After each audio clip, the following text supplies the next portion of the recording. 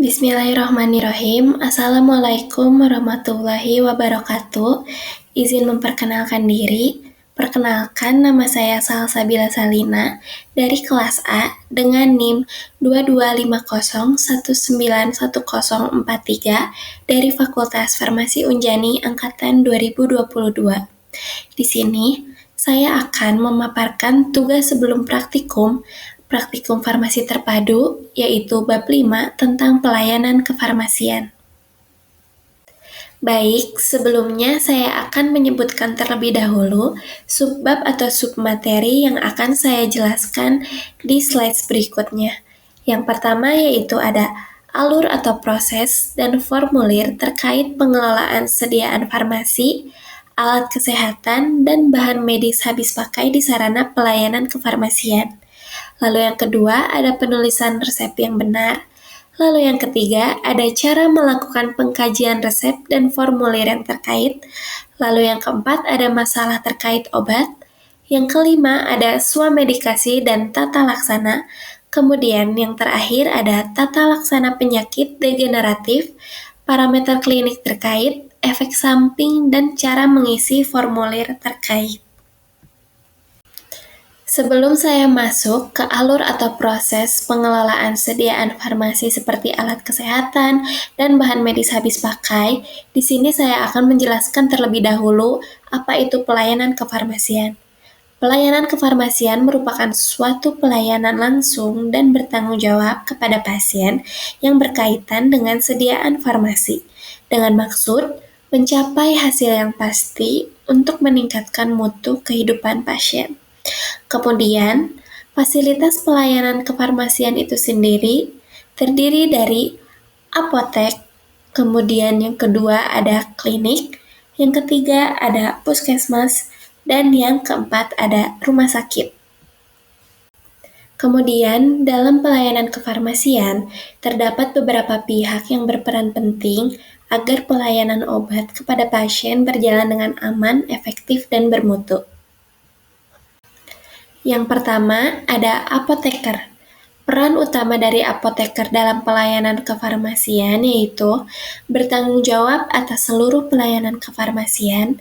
Yang kedua, melakukan peracikan, pengawasan, dan penyerahan obat kepada pasien. Kemudian yang ketiga, memberikan informasi obat atau drug counseling, termasuk cara pakai, efek samping, dan interaksi obat. Kemudian, yang keempat, melakukan monitoring terapi obat untuk memastikan efektivitas dan keamanan. Dan yang terakhir yaitu menjamin mutu sediaan farmasi yang disediakan. Kemudian ada tenaga teknis kefarmasian atau yang disebut dengan TTK. Perannya yaitu membantu apoteker dalam kegiatan pelayanan teknis kefarmasian seperti penyiapan, penyerahan, dan pengemasan obat. Kemudian, pengelolaan logistik obat, yaitu penerimaan, penyimpanan, dan distribusi. Dan yang terakhir, bekerja di bawah pengawasan langsung oleh apoteker. Selanjutnya, ada tenaga kesehatan lain yaitu dokter. Peran dokter yaitu yang pertama, memberikan resep obat berdasarkan diagnosis pasien. Kemudian yang kedua, berkoordinasi dengan apoteker untuk memastikan terapi yang diberikan tepat dan aman. Kemudian yang ketiga, melaporkan efek samping kepada apoteker. Kemudian pasien atau yang bisa disebut dengan konsumen. Peran pasien yaitu yang pertama, mengikuti petunjuk penggunaan obat dengan benar. Yang kedua, memberikan informasi yang jujur tentang kondisi kesehatan dan obat yang sedang digunakan. Kemudian yang ketiga, melaporkan efek samping atau reaksi tidak diinginkan dari obat. Dan juga, pasien bisa memberikan informasi kepada dokter jika pasien mengalami ada riwayat alergi atau sejenisnya. Kemudian ada pengelola fasilitas pelayanan kesehatan. Peran dari fasilitas pelayanan kesehatan itu sendiri yaitu yang pertama, menyediakan sarana dan prasarana yang mendukung pelayanan kefarmasian. Kemudian yang kedua, menjamin ketersediaan obat dan alat kesehatan atau alkes sesuai kebutuhan. Dan yang ketiga, mengatur kebijakan dan sistem manajemen mutu pelayanan kefarmasian. Kemudian ada regulator atau pemerintah, yaitu seperti BPOM atau Dinas Kesehatan dan sebagainya. Perannya yaitu yang pertama, mengatur dan mengawasi pelaksanaan pelayanan kefarmasian. Kemudian yang kedua, menetapkan standar pelayanan kefarmasian dan izin praktek. Kemudian, melakukan pengawasan mutu obat dan penegakan hukum jika terjadi pelanggaran. Di sini kita sudah mulai masuk alur proses dan formulir pengelolaan sediaan farmasi, alat kesehatan, dan bahan medis habis pakai di saranan pelayanan kefarmasian. Yang pertama, ada di apotek. Alur yang pertama di apotek yaitu perencanaan, kemudian yang kedua pengadaan, yang ketiga penerimaan, yang keempat penyimpanan, yang kelima pemusnahan, yang keenam pengendalian, dan yang ketujuh pencatatan dan pelaporan. Di sini, alur-alur tiap fasilitas kesehatan itu berbeda, seperti dari apotek, puskesmas, rumah sakit, ataupun klinik itu berbeda alurnya. Kemudian saya akan menyebutkan kembali yang di puskesmas. Yang di puskesmas, yang pertama itu ada perencanaan, yang kedua ada permintaan, yang ketiga ada penerimaan, yang keempat ada penyimpanan, yang kelima ada pendistribusian, yang keenam ada pengendalian, yang ketujuh ada pencatatan dan pelaporan, dan yang kedelapan ada pemantauan dan evaluasi. Kemudian, di sini saya akan menyebutkan yang di rumah sakit. Yang pertama ada pemilihan, kedua perencanaan kebutuhan, ketiga pengadaan, keempat penerimaan, kelima penyimpanan, keenam pendistribusian, ketujuh pemusnahan dan penarikan, kedelapan pengendalian, dan yang kesembilan administrasi. Kemudian ada di klinik dengan rawat inap. Yang pertama yaitu ada pemilihan, yang kedua perencanaan, yang ketiga pengadaan, yang keempat penerimaan, yang kelima penyimpanan, yang keenam pendistribusian, yang ketujuh pemusnahan dan penarikan, yang kedelapan pengendalian, dan yang kesembilan administrasi. Di sini, rumah sakit dan klinik rawat inap alurnya itu hampir mirip, tetapi tiap-tiap apotek, puskesmas, rumah sakit, klinik itu memiliki alur pengelolaan sediaan farmasi yang berbeda-beda peraturannya. Ya, di sini saya akan menjelaskan lebih rinci, yaitu alur-alur proses dan formulir pengelolaan sediaan farmasi yang sudah saya sebutkan tadi. Ya, pertama yaitu pemilihan. Pemilihan merupakan kegiatan untuk menetapkan jenis sediaan farmasi, alat kesehatan, dan bahan medis habis pakai sesuai dengan kebutuhan. Kemudian yang kedua ada perencanaan kebutuhan. Perencanaan kebutuhan merupakan kegiatan untuk menentukan jumlah dan periode pengadaan sediaan farmasi, alat kesehatan, dan bahan medis habis pakai sesuai dengan hasil kegiatan pemilihan untuk menjamin terpenuhinya kriteria tepat jenis, tepat jumlah, tepat waktu, dan efisien. Kemudian ada pengadaan. Pengadaan sendiri di sini merupakan kegiatan yang dimaksudkan untuk merealisasikan perencanaan kebutuhan. Selanjutnya ada penerimaan.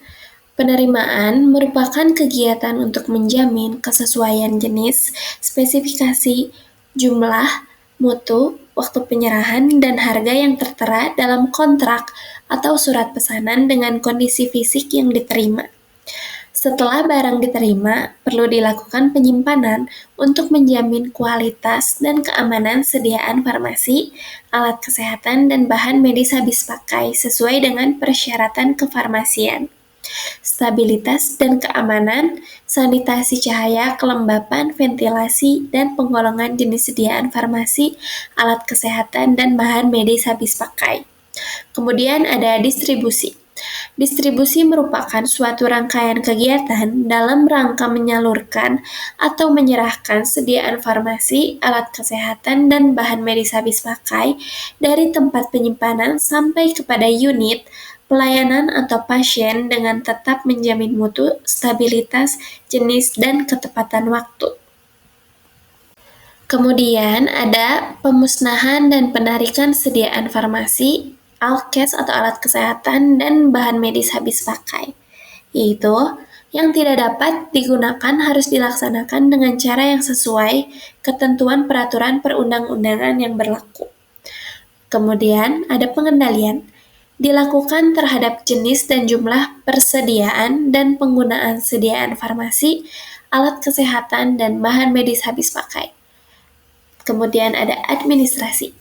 Harus dilakukan secara tertib dan berkesinambungan untuk memudahkan penelusuran kegiatan yang sudah berlaku. Administrasi meliputi pencatatan dan pelaporan, administrasi keuangan, dan administrasi penghapusan. Kemudian di sini ada penulisan resep yang benar. Nah, di sini resep obat itu apa sih? Resep obat adalah permintaan tertulis dari seorang dokter, dokter gigi, atau dokter hewan kepada apoteker untuk menyediakan atau membuat, meracik, serta menyerahkan obat kepada pasien. Resep berfungsi sebagai panduan bagi apoteker dalam memberikan obat dan harus ditulis dengan jelas dan lengkap untuk menjamin keamanan serta efektivitas terapi bagi pasien. Kemudian di sini ada Pustaka Peraturan mengenai penulisan resep yang benar di Indonesia, yaitu diatur dalam beberapa tingkat regulasi mulai dari undang-undang hingga peraturan Menteri Kesehatan atau yang disebut dengan Permenkes. Nah, di sini yang pertama yaitu ada Peraturan Menteri Kesehatan Nomor 73 Tahun 2016 tentang standar pelayanan kefarmasian di apotik. Kemudian ada Peraturan Menteri Kesehatan atau Permenkes Nomor 72 Tahun 2016 tentang standar pelayanan kefarmasian di rumah sakit. Dan yang ketiga, Peraturan Menteri Kesehatan Nomor 34 Tahun 2021 tentang standar pelayanan kefarmasian di klinik. Dan yang terakhir ada Peraturan Menteri Kesehatan Nomor 5 Tahun 2023 tentang narkotika, psikotropika, dan prekursor farmasi. Nah, di sini ada penjelasan dari Peraturan Menteri Kesehatan atau Permenkes yang sudah saya sebutkan tadi. Nah, yang pertama ada Peraturan Menteri Kesehatan Nomor 73 Tahun 2016 tentang standar pelayanan kefarmasian di apotek. Nah, di sini yaitu mengatur secara detail atau pengkajian resep, yaitu administratif, farmasetik, dan klinis, dan dispensing atau penyiapan dan penyerahan di apotek. Kemudian yang kedua ada di rumah sakit. Nah, di rumah sakit ini mengatur pelayanan resep, sistem distribusi obat, misalnya individual atau unit dose dispensing, PTO, dan meso di lingkungan rumah sakit. Kemudian yang ketiga yaitu Peraturan Permenkes Nomor 34 Tahun 2021 tentang pelayanan kefarmasian di klinik. Nah, di sini mengatur pelayanan resep di klinik, termasuk secara eksplisit menyebutkan muatan wajib resep seperti nama dokter, surat izin praktek, alamat, tanggal, identitas pasien, dan detail obat untuk menjamin legalitas dan keamanan. Kemudian di sini ada cara penulisan resep yang benar. Kalau yang tadi yaitu merupakan definisi dari resep itu apa dan peraturan dan perundang-undangannya. Nah, di sini adalah ada cara penulisan resep yang benar berdasarkan Permenkes tentang standar pelayanan kefarmasian Nomor 73 Tahun 2016 dan Nomor 34 Tahun 2021.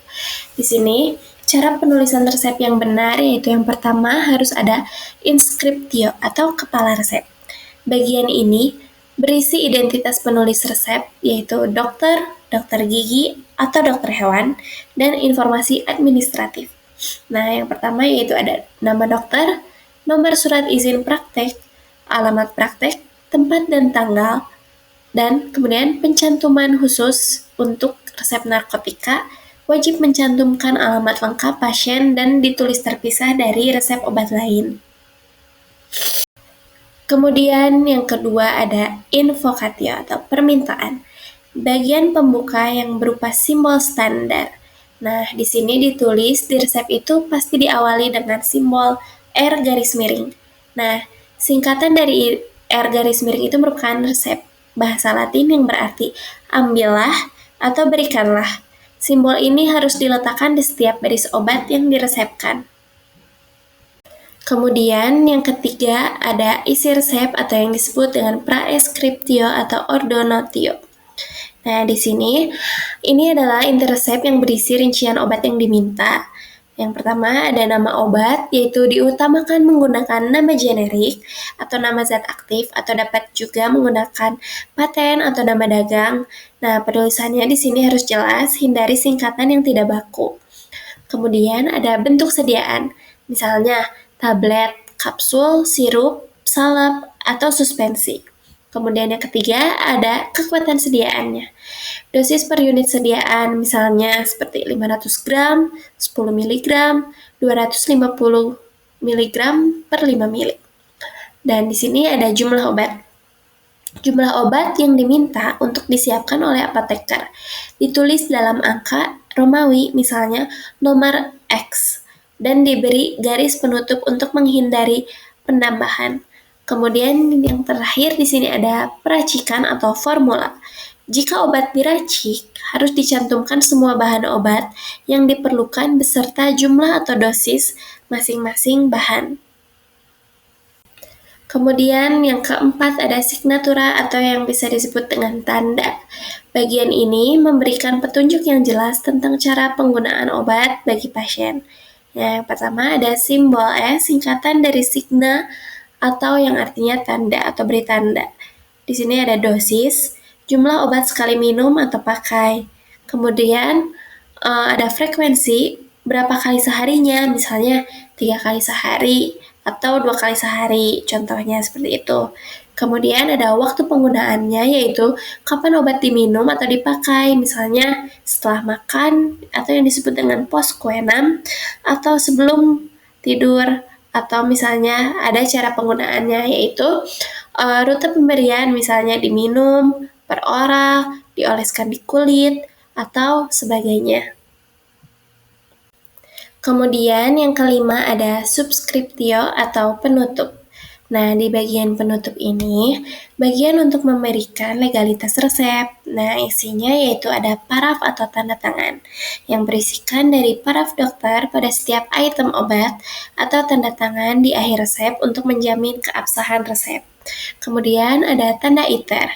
Jika resep dapat diulang, di kiri atas resep dapat dituliskan atau di samping obat yang boleh diulang.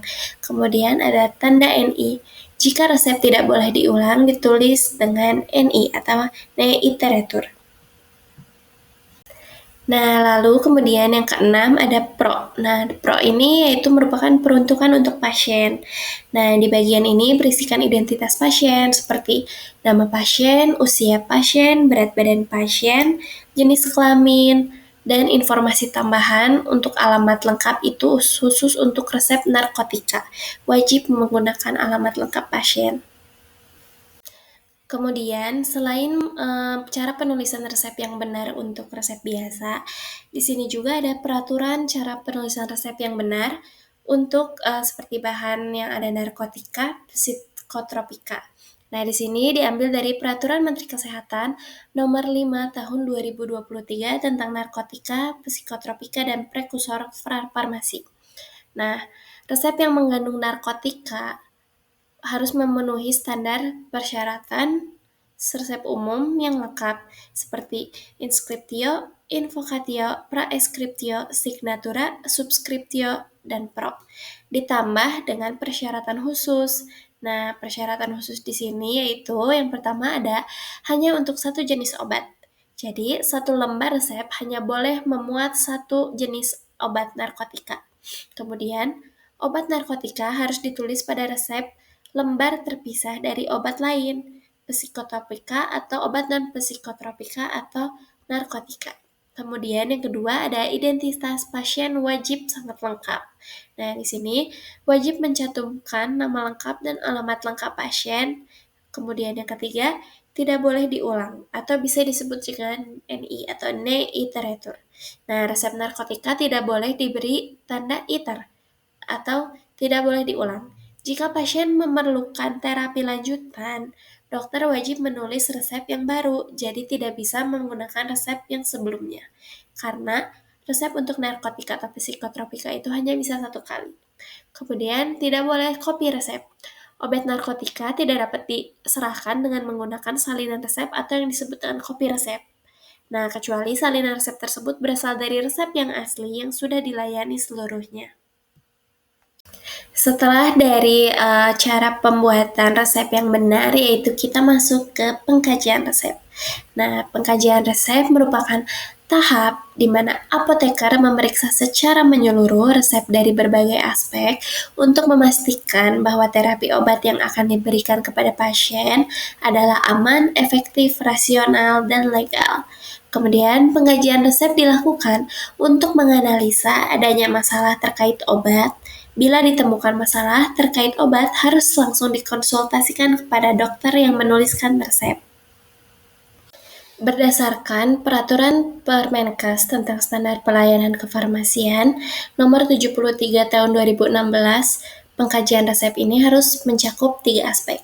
Yang pertama yaitu administratif, yaitu memeriksa kelengkapan data dokter seperti SIP atau surat izin praktek, paraf atau tanda tangan, dan yang pasien yaitu nama, usia, alamat, berat badan, serta format penulisan resep. Kemudian yang kedua ada farmasetik, yaitu memeriksa kesesuaian bentuk sediaan, dosis, potensi stabilitas, dan inkompatibilitas antar obat. Kemudian yang ketiga ada klinis, yaitu memeriksa ketepatan indikasi dosis, adanya alergi, interaksi obat, duplikasi pengobatan, dan kontraindikasi dengan kondisi pasien. Nah, jika ditemukan ketidaksesuaian pada salah satu aspek tersebut, apoteker wajib melakukan intervensi dengan cara menghubungi dan berkonsultasi dengan dokter penulis resep tersebut. Kemudian, di sini saya akan menjelaskan lebih rinci 3 aspek utama yang sudah saya sebutkan tadi. Nah, yang pertama ada pengkajian persyaratan administratif. Di sini yaitu memastikan bahwa resep ditulis secara legal dan lengkap. Nah, di sini yaitu seperti yang sudah saya sebutkan tadi, yaitu ada identitas dokter, seperti nama, surat izin praktek, tanda tangan, paraf dokter, penulisan resep. Kemudian ada identitas pasien seperti nama, umur, jenis kelamin, berat badan pasien, terutama untuk pasien anak. Kemudian ada tanggal penulisan, yaitu tanggal penulisan resep dibuat. Kemudian ada kelengkapan penulisan, adanya simbol R, serta penulisan dosis dan jumlah obat dalam angka Romawi yang sangat jelas. Kemudian ada ketepatan khusus, yaitu memeriksa kelengkapan khusus untuk obat narkotika atau psikotropika. Misalnya, alamat pasien, resep terpisah, dan tidak ada tanda ITER.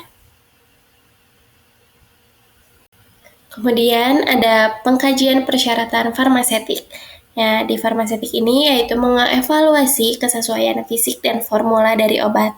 Yang pertama yaitu ada nama, bentuk, kekuatan obat. Nah, apakah obat tersebut, bentuk sediaan tersebut sudah sesuai seperti tablet, kapsul, sirup, dan sebagainya, dan kekuatannya sesuai dengan standar atau ketersediaannya. Kemudian ada stabilitasnya, yaitu memastikan obat stabil dan tidak rusak saat disiapkan atau saat sedang diracik.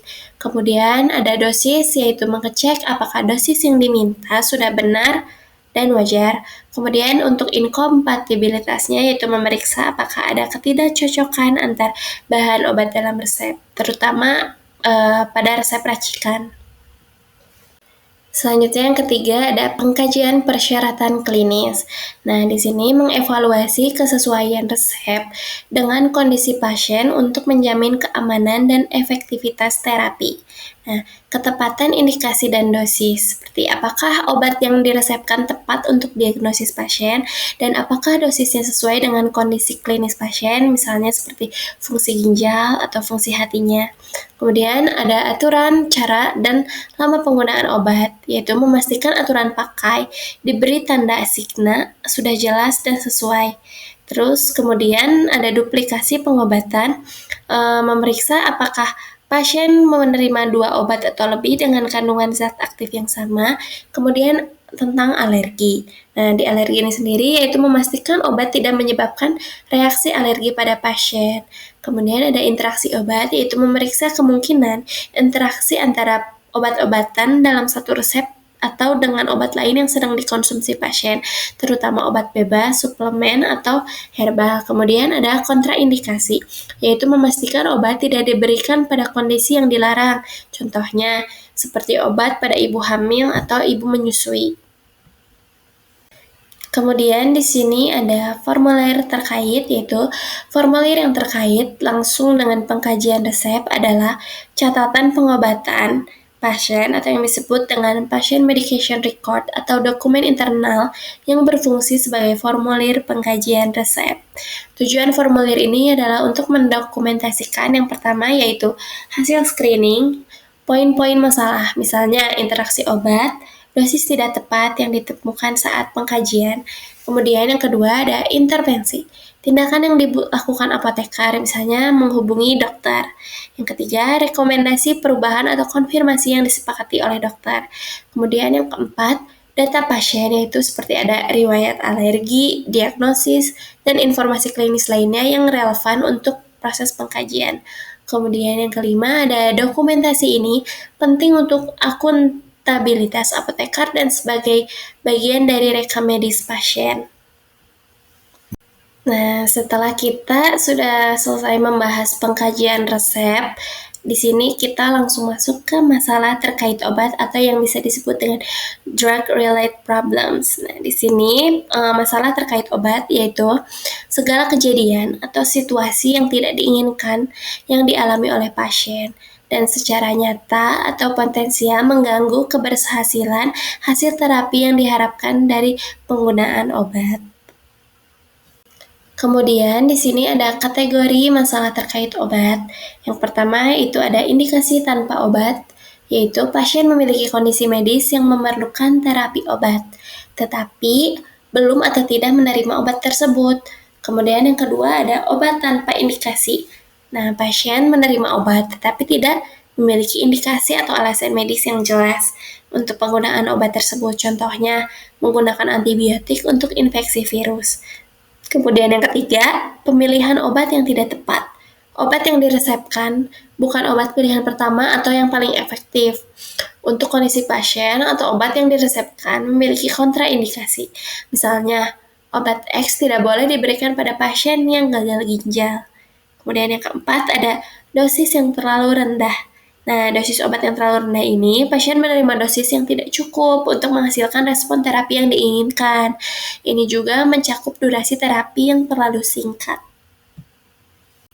Yang kelima, ada dosis obat yang terlalu tinggi.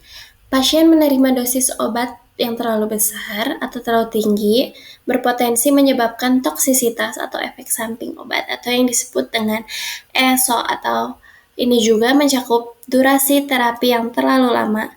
Kemudian yang keenam ada reaksi obat yang merugikan. Nah, pasien mengalami efek yang tidak diinginkan atau merugikan pasien tersebut sehingga mengalami toksisitas, alergi, intoleransi akibat penggunaan obat pada dosis yang normal. Kemudian yang ketujuh ada interaksi obat.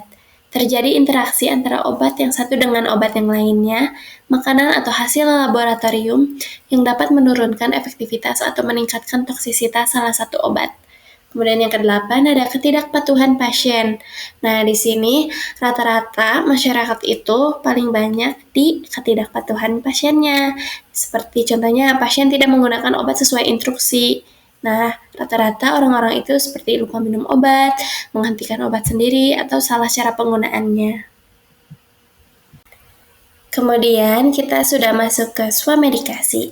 Swamedikasi itu apa sih? Swamedikasi merupakan upaya seseorang untuk mengobati gejala atau keluhan sakit ringan yang ia kenali sendiri, atau yang disebut dengan self-medication, dengan menggunakan obat-obatan yang dapat dibeli tanpa resep dokter, yaitu ada obat bebas dan obat bebas terbatas.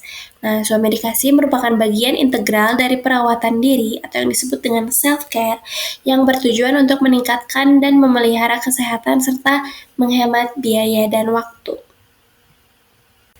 Nah, di sini ada obat-obat yang dapat diberikan dengan sesuai medikasi, yaitu yang pertama ada obat bebas. Nah, tanda khusus obat ini yaitu merupakan lingkaran hijau bergaris tepi hitam.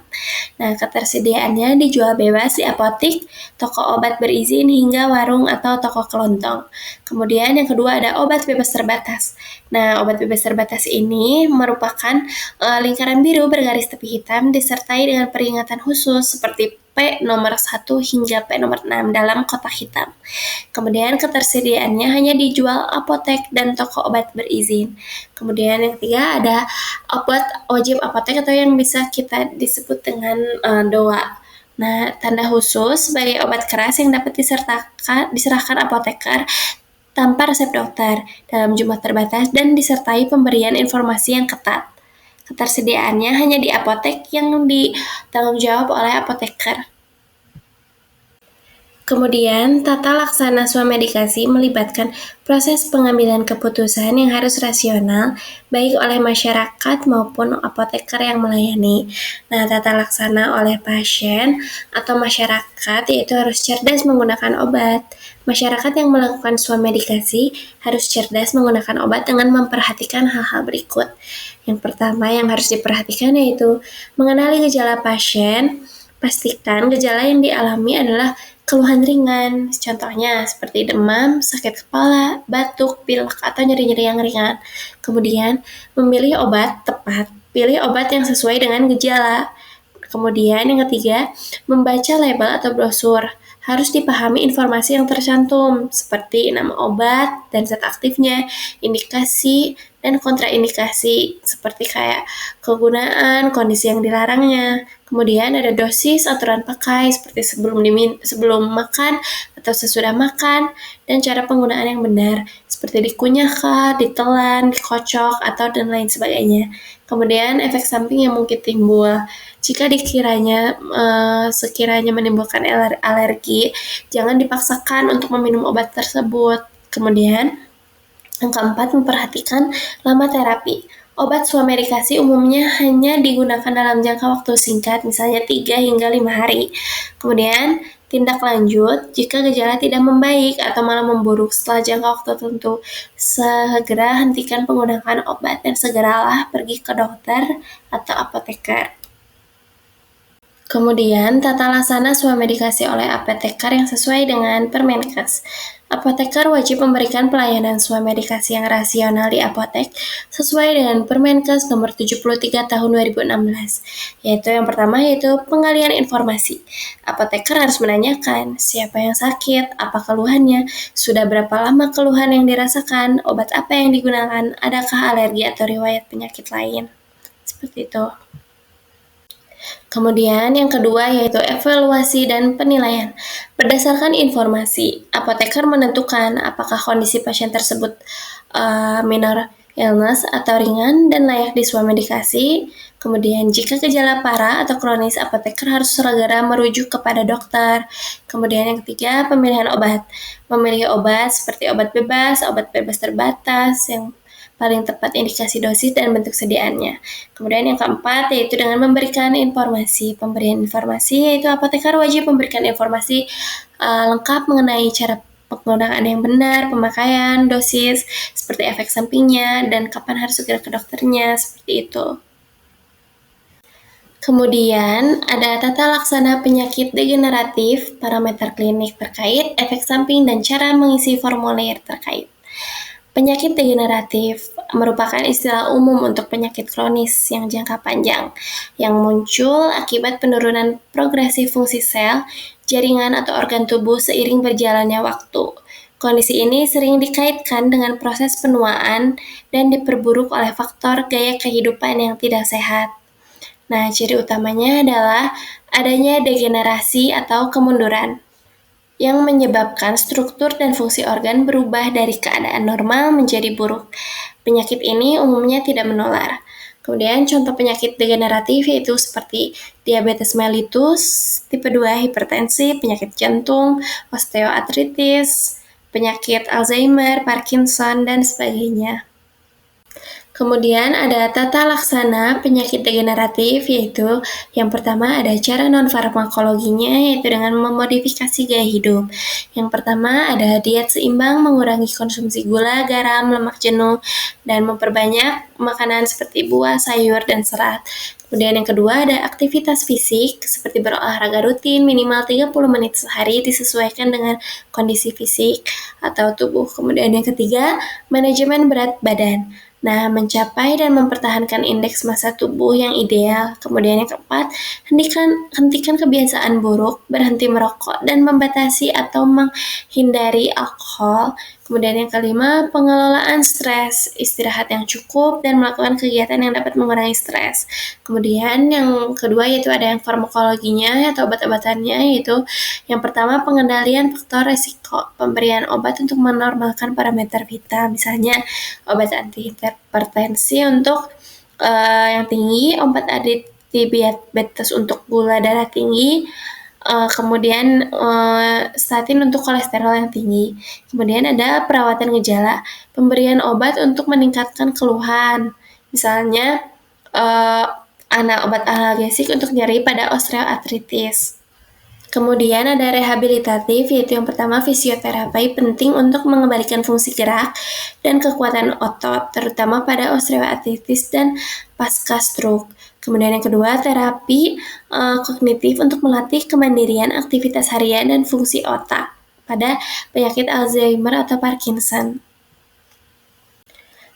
Selanjutnya ada parameter klinik terkait, yaitu pemantauan rutin diperlukan untuk mengukur efektivitas pengobatan. Yang pertama seperti tanda vital, kemudian yang kedua seperti cek laboratorium, biokimia darah, seperti cek glukosa darah, profil lipid, fungsi ginjal, fungsi hati, asam urat, dan sebagainya. Kemudian yang ketiga ada penilaian fungsional. Kemudian ada efek samping. Karena bersifat kronis, pengobatan jangka panjang memiliki resiko efek samping. Yang pertama seperti gangguan pencernaan, sering terjadi pada metformin, seperti diare, kembung, dan nyeri ulu hati, mual, resiko tukar lambung. Kemudian yang kedua seperti hipoglikemia. Nah, resiko utama penggunaan insulin atau obat golongan sulfonylurea pada diabetes mellitus ditandai dengan pusing, gemetar, dan keringat yang dingin. Kemudian yang ketiga, gangguan hati atau ginjal. Nah, ini perlu pemantauan rutin pada terapi obat jangka panjang. Kemudian yang keempat ada batu kering. Efek samping ini khas dari obat antihipertensi golongan AC inhibitor. Kemudian yang kelima ada miopati atau nyeri otot. Efek samping potensial dari statin. Kemudian ada cara pengisi formulir terkait, yaitu pengisian formulir harus jelas, lengkap, dan menggunakan istilah medis baku. Contoh formulir yang paling umum adalah surat rujukan dari fasilitas kesehatan tingkat pertama ke spesialis atau rumah sakit. Yang pertama yaitu identitas pasien, berisi dengan alamat lengkap, usia, nama, nomor rekam medis, dan nomor jaminan kesehatan, BPJS atau asuransi. Kemudian yang kedua, diagnosis awal, tuliskan diagnosis kerja utama pasien, degeneratif, dan komplikasi yang sudah ditegakkan.